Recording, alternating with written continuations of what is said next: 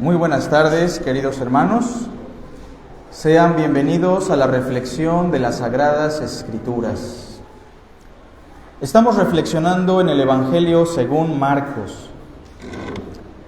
Déjenme recordarles algunos aspectos generales sobre el Evangelio de Marcos que para el día de hoy van a ser importantes para conectar con la reflexión.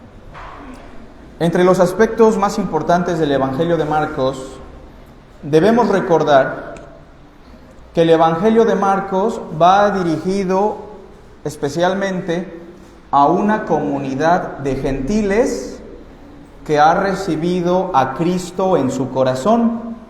O sea, la gente que escuchó por primera vez el Evangelio de Marcos, o para quien se escribió el Evangelio, en su mayoría eran gentiles, algunos griegos, y con mucha certeza en su gran mayoría era una comunidad romana.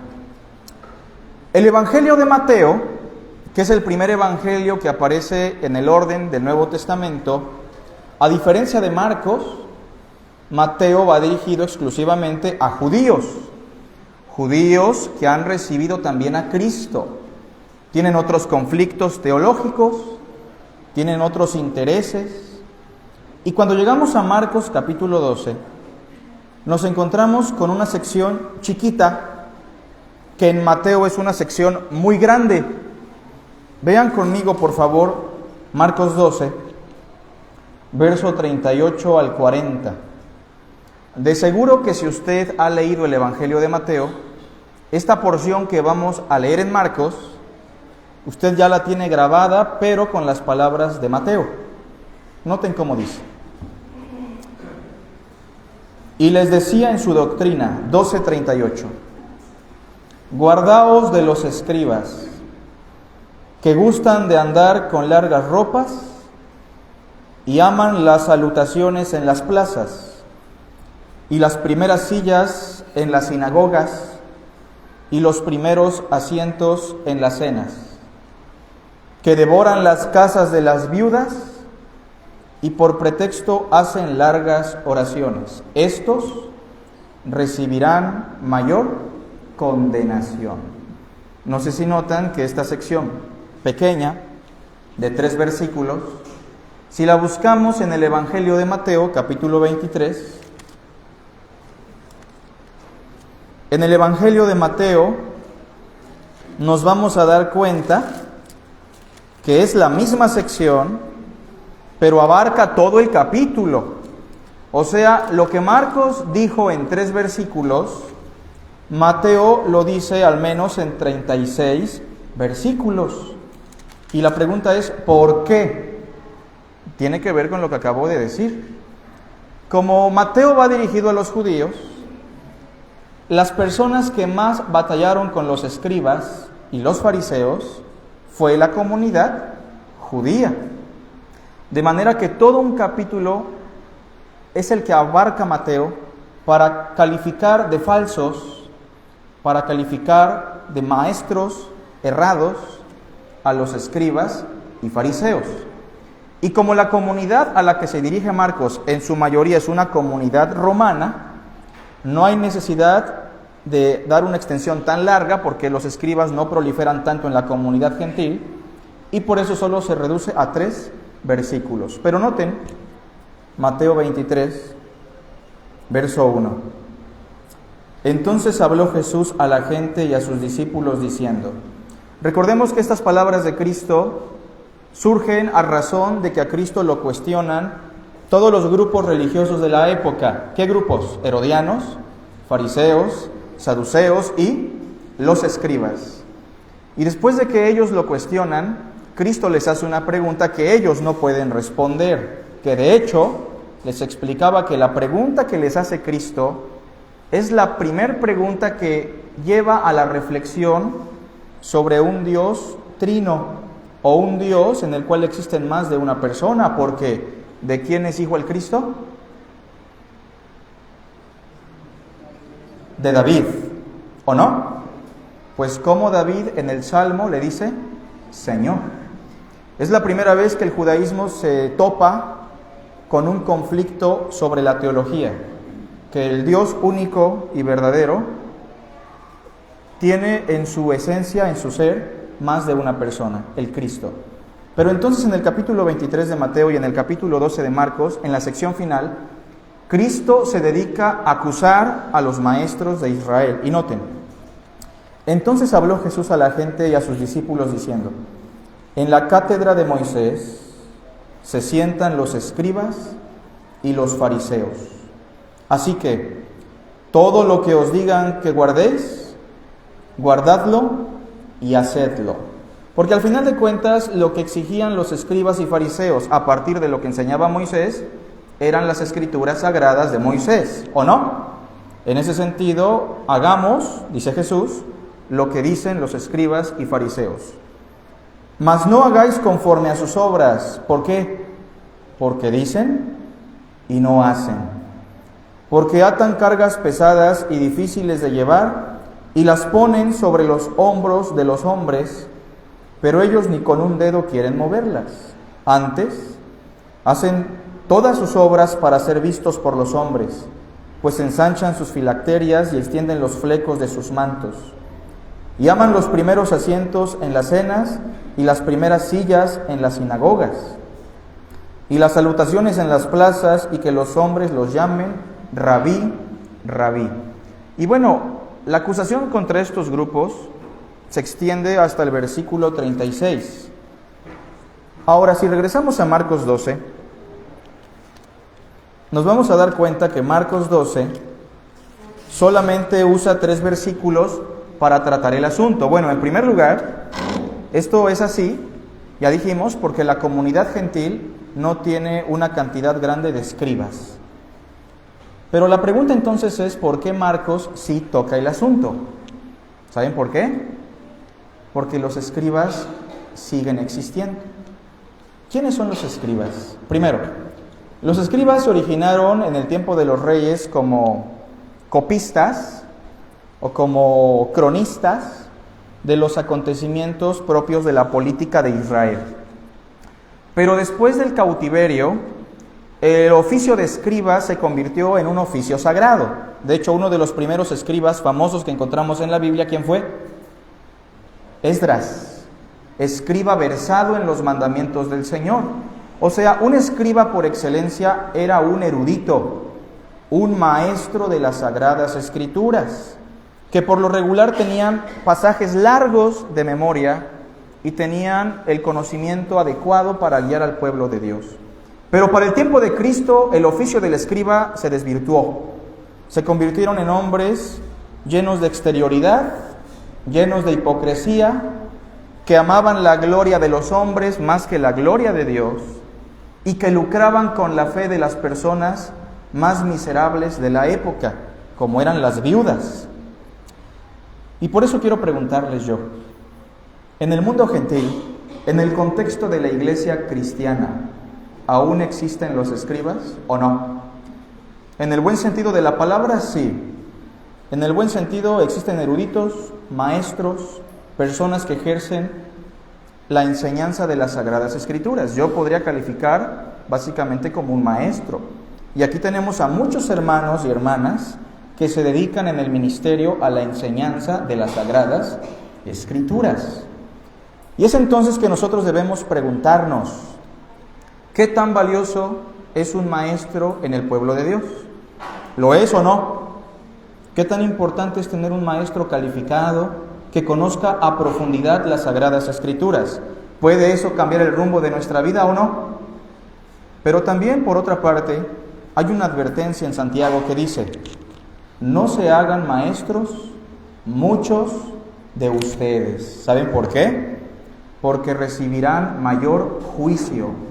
O sea, que a la responsabilidad del escriba o del maestro hay una responsabilidad tan grande que si se utiliza para el mal, la condenación y el juicio será mayor.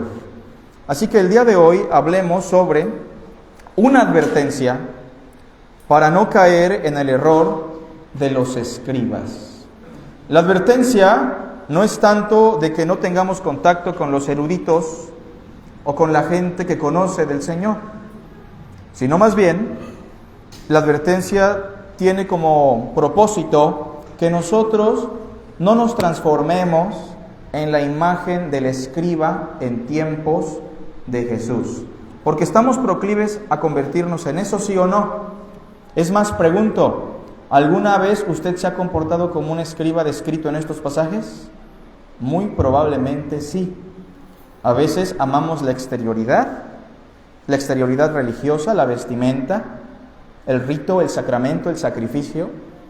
A veces amamos la gloria de los hombres, que la gente nos reconozca, que la gente nos exalte. Y muchas veces, lamentablemente, la labor del pastor y del maestro en la actualidad ha servido para lucrar con la fe de la gente más vulnerable, lucrar con aquellos que ni siquiera tienen para lo más básico. Por eso leamos con atención Marcos 12, verso 38. Y les decía en su doctrina: guardaos de los escribas. Por una parte sí, guárdense de que caigan en sus garras, pero también guardaos ¿de qué? De ser como ellos, porque debemos recordar que los escribas recorren mar y tierra para ser un discípulo, y una vez que lo hacen escriba o fariseo, lo convierten doblemente en un hijo del infierno.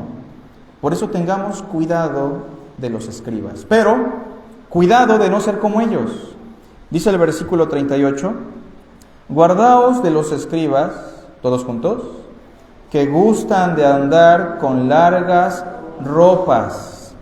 En primer lugar, la advertencia de guardaos de los escribas tiene que ver, número uno, con una advertencia sobre ¿qué? Sobre la exterioridad religiosa. Noten lo que dice el texto. A ellos les gusta andar ¿con qué? Con largas ropas, largas túnicas. Un ropaje que represente o que manifieste su espiritualidad. Y quiero preguntar, ¿realmente nuestra vestimenta es reflejo de nuestra espiritualidad, de nuestro amor y nuestra devoción? A ver, preguntémosle eso a Juan el Bautista, que andaba con una vestimenta muy austera. El escriba de hoy día, el hombre religioso, la gente que ama vivir en la exterioridad, se va a limitar incluso a hablar de cosas tan absurdas como una prenda de ropa. Fíjense, el escriba en aquella época usaba sí una túnica propia de los escribas, una túnica carísima, pero aparte se colocaba unas cajitas que se llamaban las filacterias. ¿Las han escuchado? Eran unos cubos que se colocaban ya sea en la frente o en los brazos, y dentro de esas cajitas había fragmentos de la Sagrada Escritura. Y en algún momento en su andar, en el día a día, se paraban, sacaban de la cajita ese fragmento y lo empezaban a recitar en voz alta. ¿Para qué? Para manifestar que eran maestros, para manifestar que meditaban día y noche en las Sagradas Escrituras. Exterioridad. Quiero que vean conmigo, por favor, Mateo 23. De hecho, vamos a estar en estos dos pasajes.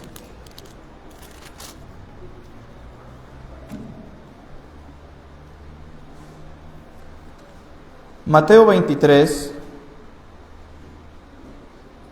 si ven con atención, versículo 5 dice: antes hacen todas sus obras para ser vistos ¿de quién?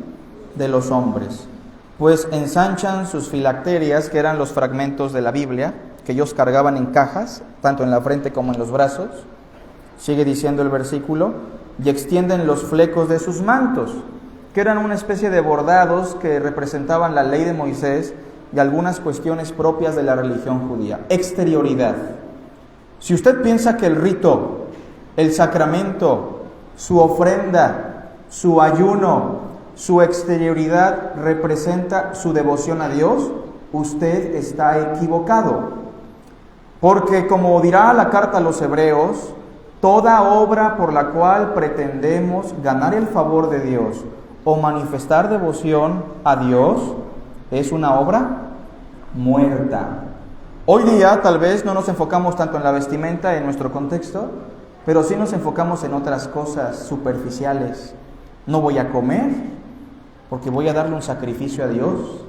Voy a demudar mi rostro y cuando me ofrezcan de comer voy a decir que no. ¿Por qué? Porque estoy ayunando. Exterioridad religiosa. Fíjense, el otro día en Cardel, en la iglesia de Cardel, tuvimos la oportunidad de compartirle el Evangelio a unas personas, entre las cuales había un líder religioso que cuando escuchó el mensaje que estábamos compartiendo y la capacitación doctrinal, le dio mucho gusto y empezó a asistir, a escuchar, a tomar nota. Se veía muy contento. Para la segunda o tercera ocasión que él asistió con toda la congregación a la que él le enseñaba. Nosotros estábamos muy contentos porque esa congregación también estaba aprendiendo, estaban tomando nota, personas estaban creciendo en el conocimiento de Dios. Pero de repente dejaron de ir y recibí una llamada de este personaje que me dijo: ya no podemos asistir porque hemos visto que las hermanas de su iglesia no usan faldas largas y porque vemos que cuando se cita la Biblia, muchas personas leen la Biblia en el celular. Quiero que noten, hermanos, a dónde puede llegar la exterioridad religiosa, al grado de que las mujeres, hombres y jóvenes que asistían con este varón dejaron de aprender, dejaron de crecer solo por cuestiones irrelevantes, por cuestiones externas. Y usted puede convertirse en un escriba en ese sentido si le da valor a cosas que no tienen valor. Número 1, una advertencia a la exterioridad religiosa. Número 2, leamos con atención el verso 38 de Marcos 12. Marcos 12, verso 38 nos dice: guardaos de los escribas que gustan de andar con largas ropas. ¿Conoce gente usted así? Que ama la exterioridad, que piensa que Dios se va a enojar si se pone un pantalón a la mujer, o que si no entra con un velo al culto Dios se va a molestar, o que ciertos colores son del diablo y del pecado. Exterioridad religiosa. Pero la segunda advertencia, noten, aparte los escribas, más allá de amar a Dios, ¿qué aman? Las salutaciones en las plazas, o sea, la reverencia de personas que los saludan y los llaman rabino, rabí, versículo 39.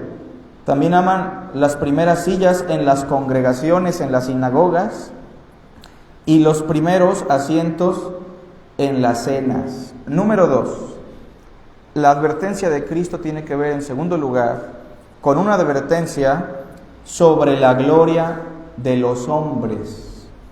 Yo quiero preguntarles, ¿es bonito que nos alaben o no? Fíjense, ¿nos gusta o no nos gusta? Fíjense, seamos muy honestos, la gloria de los hombres, la exaltación personal, ¿es algo que a la naturaleza humana le agrada o no? Cuando usted predica y le dicen: qué bonito predicó usted, a veces hay que decirlo, ¿no? Predicó bonito. Pero no es algo que a veces, por mucho que digamos no es correcto, nos transmite un sentimiento agradable. Pues sí, pero debemos tener cuidado, porque podemos convertirnos en personas que no solamente somos alabadas por los hombres. Digo, que nos alaben los hombres en el buen sentido de reconocer lo que Dios hace, no está mal. Pero cuando nosotros buscamos la alabanza de los hombres y la gloria de los hombres, estamos cayendo en el error de los escribas. Noten una palabra que se repite varias veces. Verso 39, primeras sillas, más abajo, primeros asientos, preeminencia, jerarquía. ¿Quién es el jerarca de esta iglesia, hermanos? Debe ser Cristo, ¿o no? Y debajo de Cristo, ¿quién está aquí como jerarca en la iglesia? Si usted dice el pastor, usted está cometiendo un error. En el reino de los cielos no existen jerarquías, solo existe un jerarca. ¿Quién es? Es Cristo Jesús. Vamos a ver en Mateo 23 esta cuestión de la preeminencia y la gloria de los hombres. Mateo 23 nos dice, no pierdan Marcos, por favor. Dice el verso 6. ¿Lo tenemos? Y aman los primeros asientos en las cenas y las primeras sillas en las sinagogas y las salutaciones en las plazas y que los hombres los llamen rabí, rabí. Pero vosotros no queráis que os llamen rabí. Pregunto, ¿nos pueden llamar maestro o no? Sí, pero ¿cuál es la advertencia? No desees, no quieras que así te llamen los hombres. ¿Se dan cuenta? ¿Por qué? Porque uno es vuestro maestro. ¿Quién? El Cristo. Y todos vosotros sois hermanos. Curioso que los escribas también amaban que les llamaran padre, en el sentido de ser un padre espiritual, la guía. Y dice el versículo 9, y no llaméis padre vuestro a nadie en la tierra, porque uno es vuestro Padre, el que está en los cielos. No seáis llamados maestros, porque uno es vuestro maestro, el Cristo. El que es el mayor de vosotros, sea ¿quién? Vuestro siervo. Sin embargo, en la congregación de los santos, en la iglesia de Jesucristo, muchas veces, los hermanos empiezan a adjudicarse un nivel jerárquico que no les corresponde. Hoy está muy de moda escuchar que alguien que era diácono dice, ahora soy pastor, y lo dice en un sentido como si eso fuera un nivel o un escalón arriba. Hay quienes ya no se conforman con eso, incluso dirán, no, ya no soy pastor, ahora soy profeta. Pero tampoco se van a conformar, y ya no dirán soy profeta, después dirán soy apóstol de milagro, y no dicen soy Dios. Bueno, hay quien dijo somos Jehová Junior, ¿no? Entonces tengamos cuidado con la preeminencia y la gloria de los hombres. Voy a ponerles un ejemplo. Busquen por favor conmigo la segunda carta de Juan. Este síntoma se puede dar sobre todo en los líderes, maestros, maestras, diáconos, diaconisas, porque sí hay que reconocer que hay autoridad en los ministros, sí hay autoridad de Dios, pero no para tomar el primer lugar en la congregación, sino para amar, para edificar. Noten lo que dice la segunda carta de Juan, tercer carta de Juan, verso 9. ¿Lo tenemos? Yo he escrito a la iglesia. Juan le escribe a la iglesia. ¿Y qué dice? Pero Diótrefes, al cual le gusta ¿qué? Tener el primer lugar entre ellos, ¿qué dice? No nos recibe. Cuando buscamos la preeminencia y la gloria de los hombres, también hacemos acepción de personas. Y dice el versículo 10, por esta causa, si yo fuere, recordaré las obras que hace parloteando con palabras malignas contra nosotros. Y no contento con estas cosas, no recibe a los hermanos. Y a los que quieren recibirlos, se los prohíbe y los expulsa de la iglesia.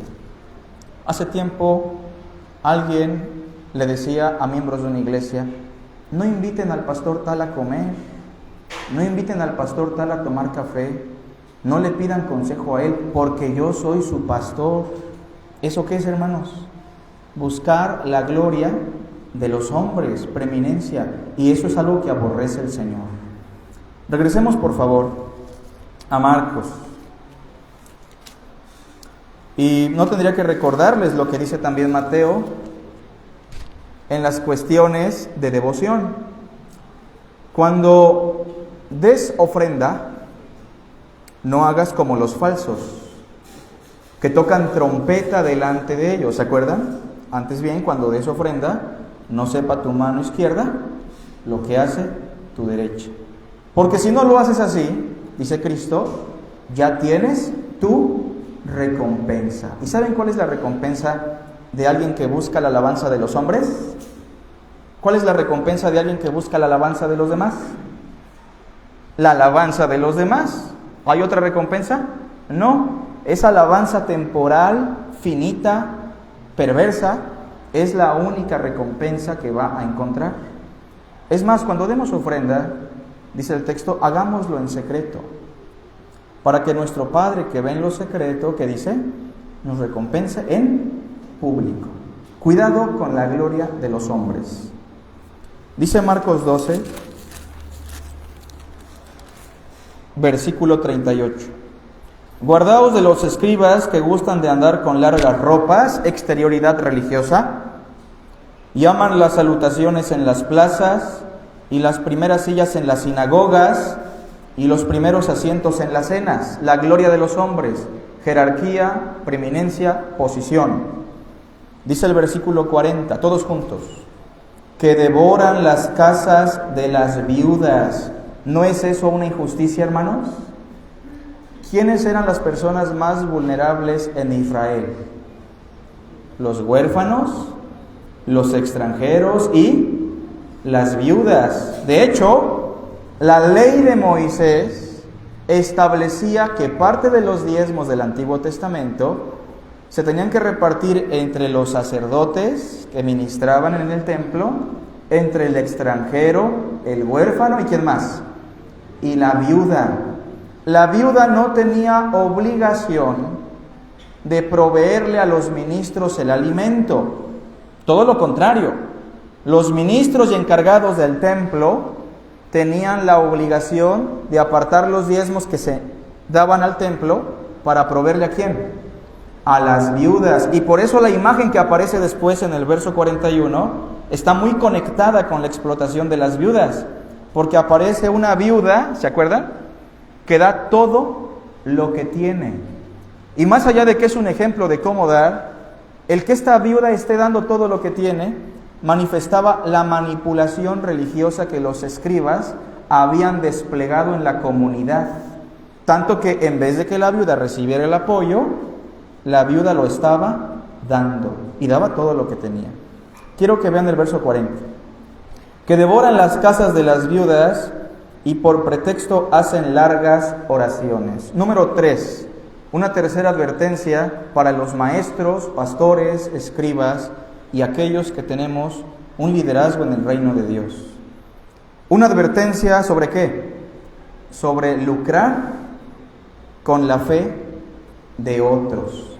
¿Qué hacían los escribas? Bueno, llegaban a la casa, oraban por la viuda, pero hacían largas oraciones y al final le decían: recuerde que me tiene que dar su cooperación para el templo de Dios.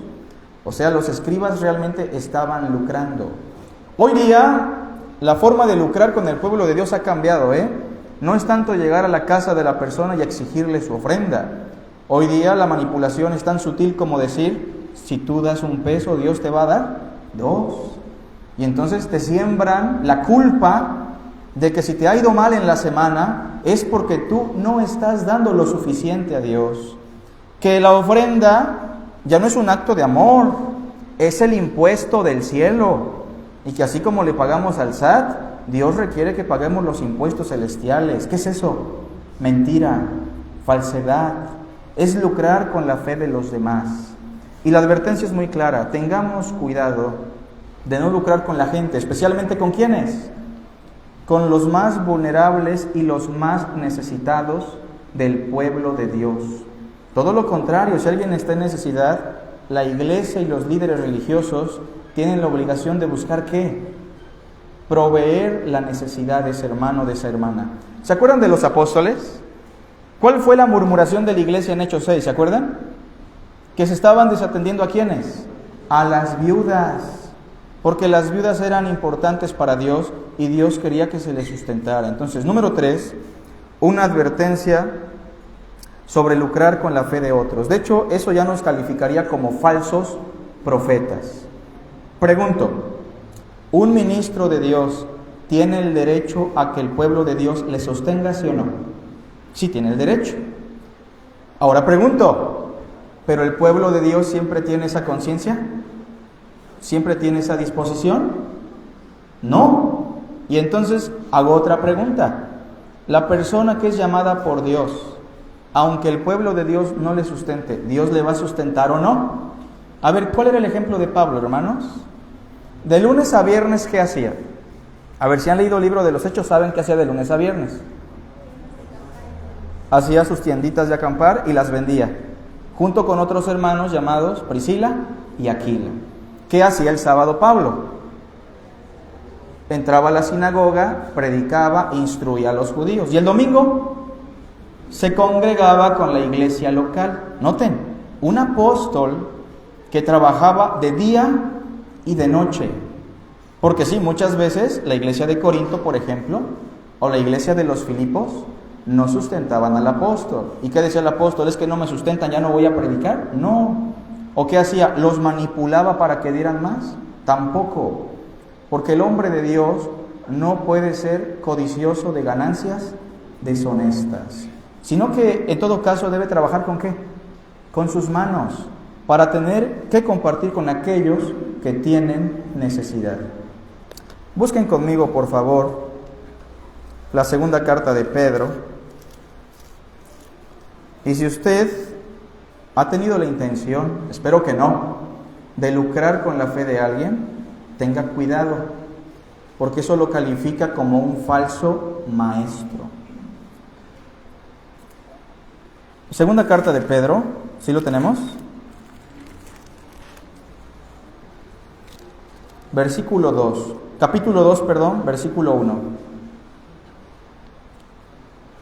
Pero hubo también falsos profetas entre el pueblo. ¿Cómo dice?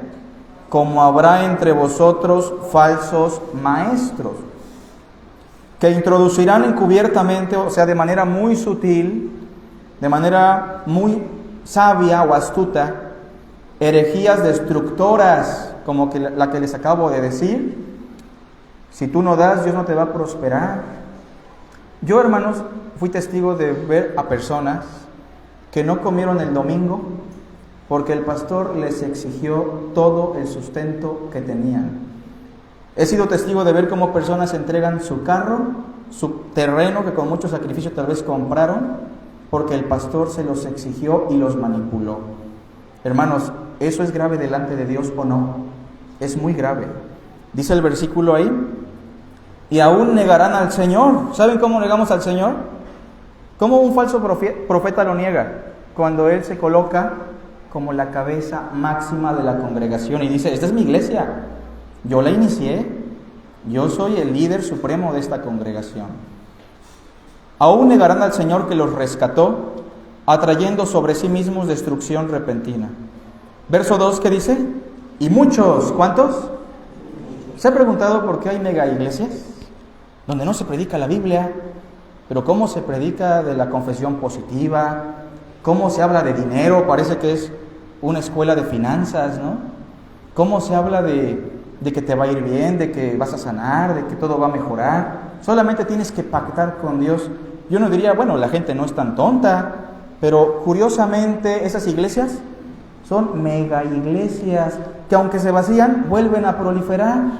Porque el texto de antemano que advierte, verso 2, que no pocos, sino muchos seguirán sus disoluciones, por causa de los cuales el camino de la verdad será blasfemado. Verso 3, todos juntos. Y por avaricia harán ¿qué? Mercadería de vosotros con palabras fingidas.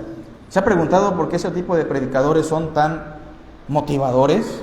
Lloran, ríen, gritan, bajan la voz, ponen música de fondo y la gente sale tan contenta y dice, híjole, hoy salí al full. Y uno les pregunta, ¿y qué aprendieron? Pues no sé, pero el pastor, híjole, el espíritu se movió, los chakras empezaron a moverse, ¿no? No hay edificación, no hay conocimiento, pero si te das cuenta al final, simplemente exprimieron sus finanzas, porque es lo que busca un falso profeta. Dice el versículo 3, y por avaricia harán mercadería de vosotros con palabras fingidas. Sobre los tales ya de largo tiempo la condenación no se tarda y su perdición no se duerme. Número 3, repito, esta es una advertencia para no lucrar con la fe de otros. Y qué triste era que los escribas lucraran con las viudas. Porque debo decir que los escribas no eran ricos, Los escribas eran como esas personas que les gusta aparentar riqueza. Los saduceos eran ricos. Ellos no tenían necesidad de lucrar con nadie porque los saduceos eran muy ricos. pero los escribas querían aparentar y tenían una teología que la gente con dinero estaba bendita por Dios y la gente que no tenía dinero estaba maldita por Dios. Por eso cuando el joven rico no pudo entrar al reino, ¿se acuerdan? Los apóstoles aún tienen esa idea de la riqueza y le dicen a Jesús, híjole, y si el rico no entró, ¿nosotros cómo vamos a poder ser salvos? Estamos bien pobres, somos pescadores. Número 3, regresemos a Marcos y terminamos. Marcos 12, versículo 40. Dice el texto que los escribas devoran las casas de las viudas y por pretexto, ¿qué hacen? Largas oraciones. Todos juntos. Estos recibirán mayor condenación. Hay una frase que hemos enfatizado mucho en el seminario y en la iglesia, que a mayor revelación, mayor responsabilidad. Y al que mucho se le da, mucho se le va a demandar. No se hagan maestros muchos de ustedes, sabiendo que recibirán mayor condenación. Hoy día, muchos seminarios y muchas iglesias están enviando a una mayor condenación a muchos jóvenes que tal vez ni fueron llamados por Dios a ese ministerio, que ni dominan las escrituras, pero como no terminó la preparatoria, pues ¿qué hacemos con este chavo? Pues vamos a decirle al pastor que lo envía ¿a dónde? Al seminario. Y el chavo termina sus estudios, más o menos ahí conoce la Biblia porque fue un seminario, pero no ha sido llamado por Dios, no sabe trabajar, pero en el pastorado él ve un modus vivendus, él ve la manera de adquirir su riqueza, su sustento, y Dios no lo ha llamado probablemente. Y por ahí hay iglesias generosas que no tienen pastor. Estas personas muchas veces se llegan a desviar por una sola razón, porque Dios no los llamó, porque no era Dios quien los estaba llamando, sino el hombre quien los colocó. Tengamos cuidado, porque aquellos que enseñamos y lucramos con la fe del pueblo, recibiremos mayor condenación. ¿Se ha preguntado usted si en el infierno hay niveles de condenación? Bueno, pues la expresión que estamos leyendo que indica que sí. Y la gente que mayor condenación va a experimentar serán los falsos maestros. Miren, Judas, por ejemplo, la condenación de Judas es mayor a la de Adolf Hitler, ¿sí o no? Pues sí, porque aunque Adolf Hitler fue un genocida, un dictador, y no vamos a negar que tal vez escuchó algo de Cristo, él no estuvo a los pies de Cristo escuchando, ¿sí? Él no fue el tesorero del maestro. Pero por eso de Judas se dice, bueno le hubiera sido a ese hombre no haber nacido. Salgamos hoy de aquí con otra mente. Dios aborrece a los religiosos, Si Dios condena algo, y si usted lee los evangelios, ¿a quién condenó más Cristo? ¿A los fornicarios? ¿A los adúlteros? ¿A los ladrones? ¿O a los religiosos? Ponga mucha atención, porque no estamos consintiendo el pecado, no estamos diciendo que ser fornicario está mejor, pero sí estamos diciendo que si algo condenó Cristo fue la exterioridad, la religiosidad, la gloria de los hombres y lucrar con la fe del pueblo de Dios. Analicemos las palabras de Jesús cuando le dijo a los escribas, las prostitutas, ¿y qué más? Y los publicanos van delante de ustedes en el reino de los cielos. Podemos ser bautistas, ¿no? Podemos ser bautistas bien arraigados. Nuestra denominación es bautista y estamos orgullosos de la doctrina bautista, no decimos que no, pero podemos ser bautistas y no cristianos genuinos, ¿o no? Y eso nos puede llevar a una mayor condenación. Hagamos una oración, hermanos. Padre Santo que estás en los cielos, perdona nuestros pecados, sobre todo a tu siervo y a los que ministramos en esta iglesia con la enseñanza, hombres y mujeres, porque muchas veces actuamos como los escribas y te pedimos, Dios, que nos perdones. Nos hemos vuelto fríos, religiosos, protocolarios y necesitamos del poder de tu gracia para ser como Jesús, el Maestro amoroso. Líbranos, Señor, de caer en esos errores y permite que los demás vean en nosotros el amor de Cristo Jesús. Te lo pedimos en su nombre. Amén.